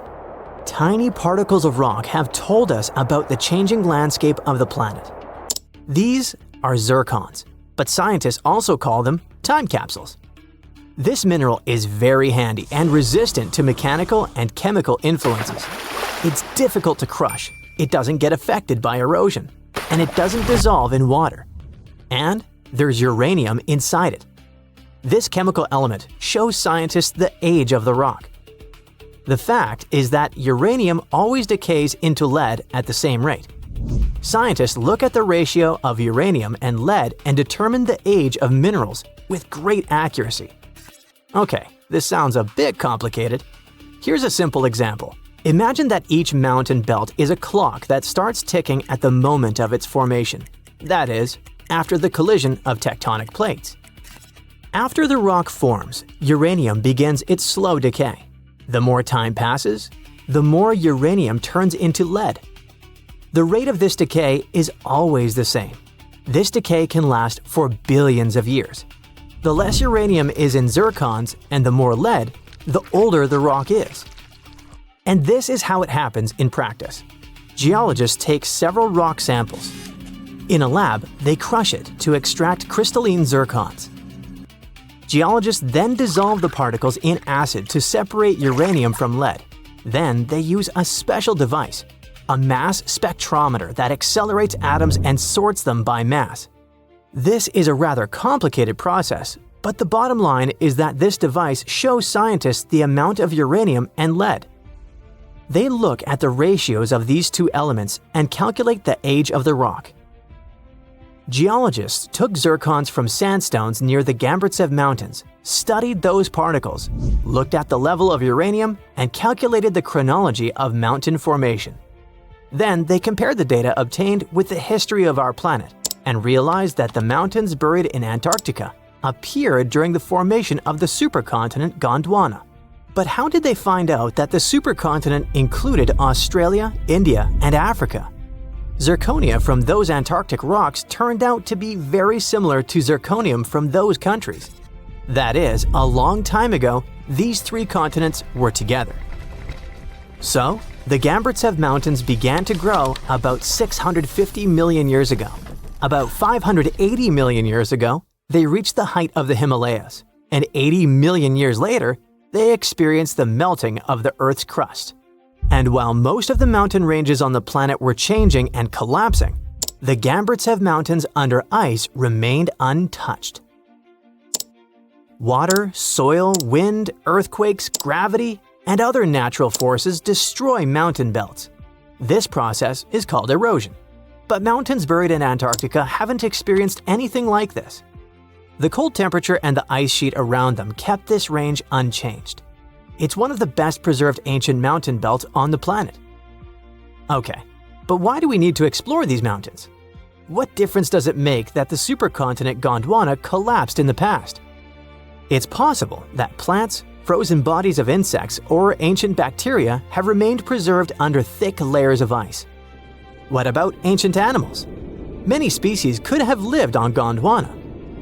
Studying ancient mountains in Antarctica can show us what the planet looked like about 500 million years ago. When Antarctica was a green continent, what lived on it? What happened to this life? Is it possible to revive those ancient creatures after so many years? If scientists were able to calculate the date of the supercontinent's appearance using tiny particles, then imagine what they could find after examining this hidden mountain range. It all sounds very interesting. But there's one problem. To take a small piece of this unknown world, you need to drill through a lot of ice. You need to deliver heavy equipment to one of the most inaccessible continents in the world, build stations, obtain an energy source, and conduct large-scale research. It sounds incredibly expensive, so this hidden territory will probably remain a mystery for a long time. Let's just hope that some billionaire will want to find out Antarctica's secrets and arrange a large-scale expedition there. Antarctica, a snowy world of about minus 46 degrees Fahrenheit, covered in ice for millions of years. But it wasn't always this way. Scientists just found something buried deep beneath the seafloor that shouldn't exist. Tiny golden droplets of amber. This means that Antarctica was once teeming with life and thick with trees. But something happened to it. Something that could reshape the way we see our own future. Antarctica has been a land of howling winds for millions of years. No tree can grow here today. But scientists who studied those lands decided to drill deep beneath the Antarctic surface. They went thousands of feet below the ice, pulling up ancient layers of sediment. And there, trapped in time, they found tiny pieces of golden amber. Amber is basically fossilized tree resin. It's found all over the world, often with perfectly preserved pieces of ancient life. Insects trapped mid-flight, pollen frozen in time. Entire tiny ecosystems can be locked inside golden droplets. In every continent, but not in Antarctica. Until now. They discovered tiny specks from 0.5 to 1 millimeter in size, smaller than a grain of sand, but with huge significance. This droplet had once oozed from the bark of a tree about 90 million years ago. What's even wilder, amber is only produced by certain types of trees, the ones that grow in humid, temperate rainforests and jungles. That's when the realization hit. Antarctica used to be a rainforest. Those tiny flecks of amber, clearly seen only under a microscope, tell us a vivid story of a living and breathing ecosystem. Around 90 million years ago, during the Cretaceous period, when dinosaurs ruled the Earth, Antarctica could have been covered in lush, swampy forests filled with towering conifers, ferns, and ancient plants. Some of the fragments showed signs of damage. That means the trees that produced them had been injured, perhaps by wildfires or parasites. Though despite that, and despite the fact it spent millions of years on the seafloor, this amber was almost perfectly preserved. Solid, transparent, and free of cracks. Normally, amber buried under extreme pressure and heat just crashes over time. But this piece, it survived. That means other pieces could survive as well, and we might find more of them on the ocean floor. But this wasn't the first sign that Antarctica had once been a different place entirely. It started in 2017. A team of scientists drilled deep into the seabed near Pine Island Glacier on Antarctica's west coast. They pulled up sediment cores, long cylindrical samples of Earth that had been buried for millions of years. And it was insane. Inside these layers they found fossilized roots, pollen, spores, traces of an ancient forest that had once thrived here. And that's exactly what they'd been studying ever since then. In order not to damage anything, they had to spend years of hard work, breaking down the sediment into thousands of tiny pieces and scanning them all under fluorescent microscopes. The same team also found another piece of the puzzle back in 2020. They found more sedimentary samples from the ocean floor that pointed to a land of dense trees, rivers, and wetlands. A world that looked more like the Pacific Northwest or New Zealand. But why was Antarctica so warm back then? Well, that's all because of the atmosphere. 90 million years ago, Earth's carbon dioxide levels were terrifyingly high. It was literally one of the warmest periods in history, with temperatures soaring even at the poles. Think about it. Antarctica had no ice caps. Instead, it could have had buzzing insects and maybe even dinosaurs wandering through its forests. But in order to learn what happened to them, the team has to find more evidence.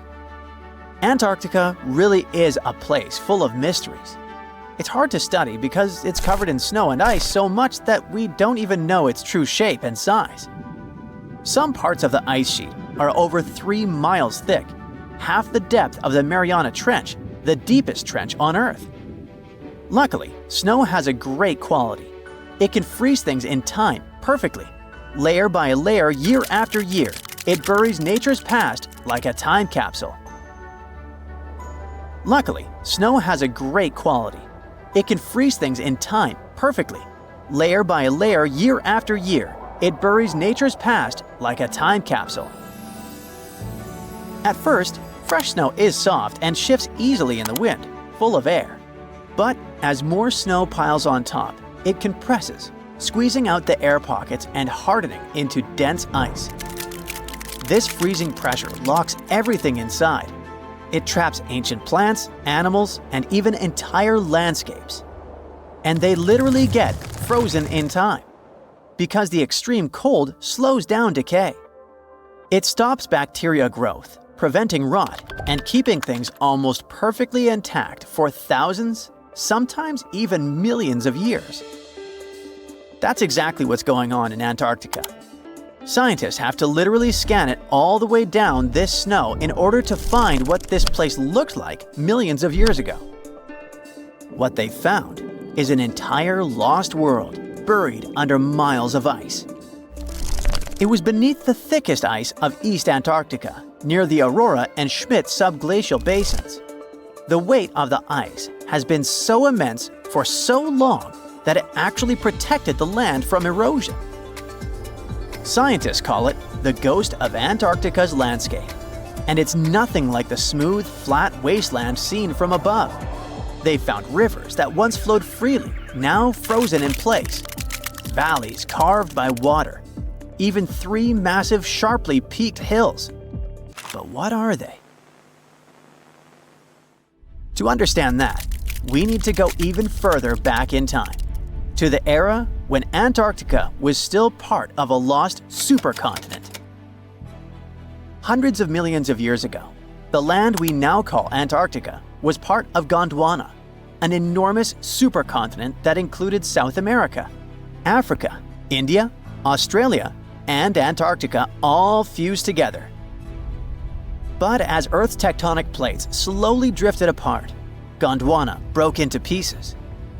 Antarctica was ripped apart, its land stretched and fractured.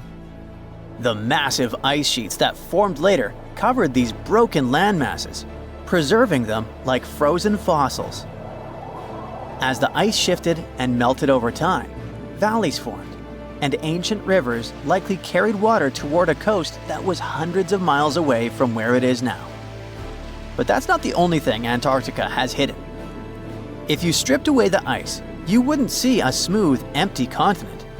You'd see a super dramatic landscape, towering mountains, deep valleys, even fiery volcanoes.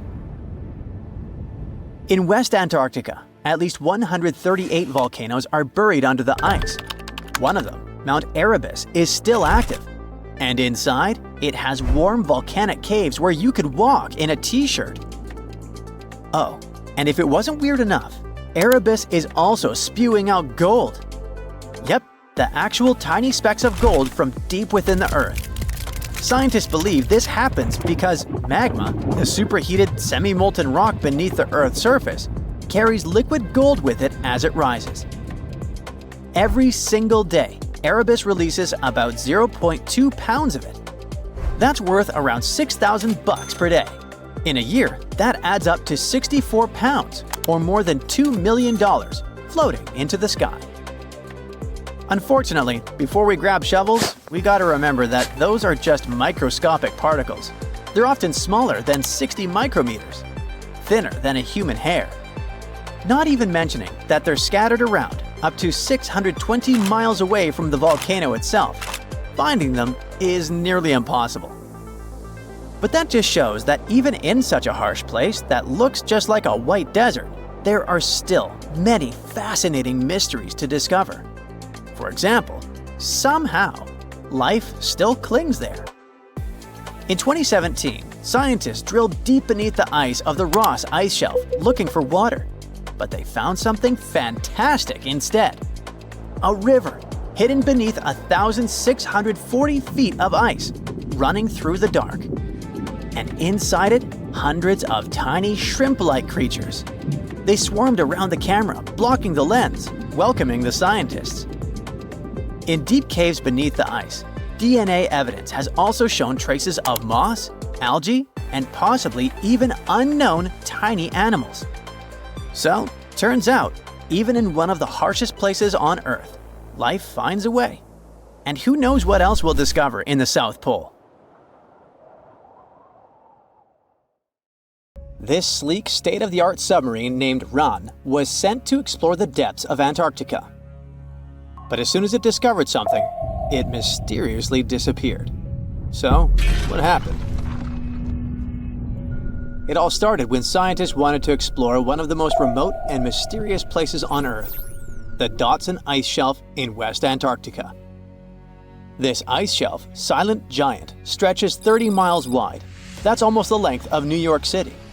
It stands between two icy promontories, the Martin and Bear Peninsulas, and it hides an entire world of geological mysteries. If you think that Antarctica is nothing but a desert of super thick snow and ice, you're wrong. There are entire landscapes hidden deep down there. The underside of the Dotson Ice Shelf is a rugged, dynamic terrain shaped by the slow, relentless forces of nature. There are towering ice formations, deep troughs, and bizarre structures stretching for hundreds of feet. Scientists are super curious about it, but as you can imagine, this landscape isn't easy to explore at all. To find out more, we have to scan the area with satellites or try drilling through the snow, trying to collect the big picture, piece by piece. But these methods only gave us vague hints. The real breakthrough happened when scientists came up with the idea to let the submarines explore it. Autonomous submersibles could swoop deep into the icy waters beneath the Dotson Ice Shelf and tell us what's up down there. These robotic explorers have fantastic advanced sonar systems. It's that thing that bats or dolphins do. They can use sound to see the world. Basically, they send out sound waves underwater, and when those waves hit something like the ice shelf above or the seafloor below, they bounce back to the system. Animals feel how long it took for the sound waves to return and how they changed. And this helped them understand what's located where. For example, clicks that dolphins send out tell them where the fish are. We copied this crazy evolutionary trick and adapted it to our underwater exploration. Only our version is much cooler, with a higher level of precision, so we created detailed maps of the environment. The Rand submarine was one of those robotic explorers. It was named after the Norse deity of the sea. Ran had been meticulously programmed to navigate a treacherous landscape of Antarctica. But even with all this training, its journey led to an unexpected and eerie end. In 2019, Ran was sent to explore the depths beneath the Dotson Ice Shelf. It was a hero, the first one to go on a mission like this. The team said it was like seeing the other side of the moon. For 27 straight days, it worked tirelessly. It traveled over 620 miles beneath the thick ice. That's like a journey from Paris to Berlin. Ran went further and deeper than anyone could have imagined. At one point, it reached over 10 miles into the glacier's belly, and what it discovered down there was astonishing. Scientists thought there would be some smooth, uniform ice surfaces, but Ran revealed an underside marked by huge cracks, ridges. There were formations that looked like sand dunes, frozen in time. And finally, it found some mysterious swirling and teardrop-shaped patterns. They all looked more like art than geology. This actually tells the story of ice shelves and the ocean around it. Warm water sneaks in under the ice and melts it from below. Sometimes it smooths the ice out, but other times it carves out these weird, uneven shapes that look like patterns and drawings. And some of these shapes are huge, over 1,300 feet long. That's about 3.5 football fields. The reason why they look like swirling doodles is because the Earth spins. It makes the water turn in special ways, bending the shapes and drawing these spirals. It's called the Coriolis effect. Imagine you were on a merry-go-round and tried to throw something like a ball. It would go in a curve, not a straight line. Same thing happens with the water on Earth. Later, scientists found similar patterns in other Antarctic ice shelves, though they weren't as epic as the ones under Dodson. But Ran also discovered something horrifying. Turns out that these warm waters, aside from being great artists, are also a huge danger. The Dodson ice shelf isn't just hanging out serenely on the sea. It's part of a very delicate system and acts as a protective barrier that holds back huge glaciers in West Antarctica. The ice shelf is floating on the ocean, but it's still connected to the land. As warm water sneaks underneath it and the ice melts, the Dodson can't hold on to the land as tightly anymore. The protective barrier starts to weaken, and this lets the glaciers behind it move faster into the ocean. When those glaciers flow into the sea, they add more water, which could cause sea levels to rise, eventually changing our coastlines. Rand stumbled upon huge pockets where the ice was melting at alarming rates, all due to powerful underwater currents. It was like seeing a ticking clock on the glacier. The stakes were high, but luckily the submarine was ready. This time, it managed to return. And then, it worked for 5 more years, helping scientists with tons of useful data. The missions were daunting. There could be periods where Rand slipped into the pitch-black cavity beneath the glaciers, spending 24 hours without communication. But it was mapping every peak and every valley. It gained experience from over 40 missions below ice. Then, in early 2024, Rand went on a mission to the Thwaites Glacier. The mission was bold from the start. This place is also ominously referred to as the Doomsday Glacier. It's called that because it's slowly melting and has the potential to raise sea levels worldwide if it collapses, causing catastrophes everywhere. That's why Rand was dispatched to explore its underbelly, a place that had never been mapped so intricately before. The idea was to uncover the glacier's secrets, study how rapidly it was melting, and why. This was Rand's second time exploring Thwaites. During the previous visit, it became the first sub to ever map the glacier's underside. Rand was exploring the depths from 650 feet to 1,650 feet. It sent a lot of data about how the Doomsday Glacier was slowly melting due to warm ocean currents. But while venturing into these icy depths, something went wrong. Out of nowhere, Rand vanished. Without warning, without a trace. One moment it was sending back crucial data, and the next, it had slipped into the abyss. No distress signals, no final transmission, and it didn't return to the point it was supposed to. People sent extensive searches, helicopters soared overhead, drones buzzed through the frozen skies, but no sign of the submersible emerged from the glacier's grasp. After a while, Rand's batteries would certainly run away.